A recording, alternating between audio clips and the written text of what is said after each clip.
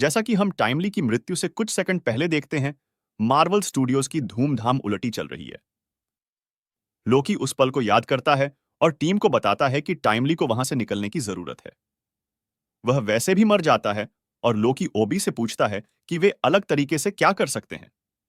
ओबी का कहना है कि उन्होंने बहुत अधिक समय लिया, इसलिए लोकी पीछे खिसक जाता है और दृश्य को तेज बनाने की कोशिश करता है।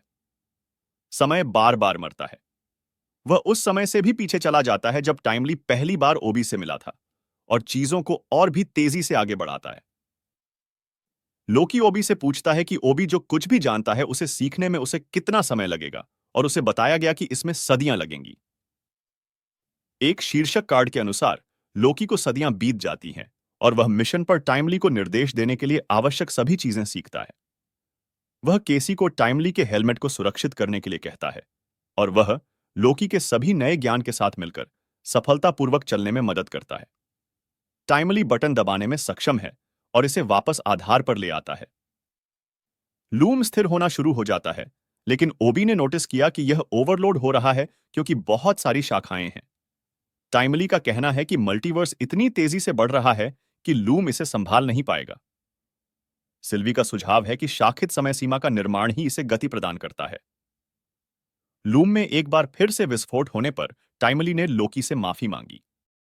लोकी सीजन 1 के समापन की घटनाओं के समय में वापस जाता है और सिल्वी को ही हु रिमेंस को छुरा घोंपने से रोकने की कोशिश करता है। वह सिल्वी को बताता है कि वह सही थी या उस पर भरोसा नहीं कर रही थी, और उसे बताता है कि उसे अब सिंहासन पुनः प्राप्त करने की कोई परवाह नहीं है। वह धमकी देती है कि वह तभी रुकेगी जब वह उसे मार डालेगा। लोकी इस चक्र को कई बार दोहराता है, सिल्वी को शुरुआती क्षणों में रोकने की कोशिश करता है।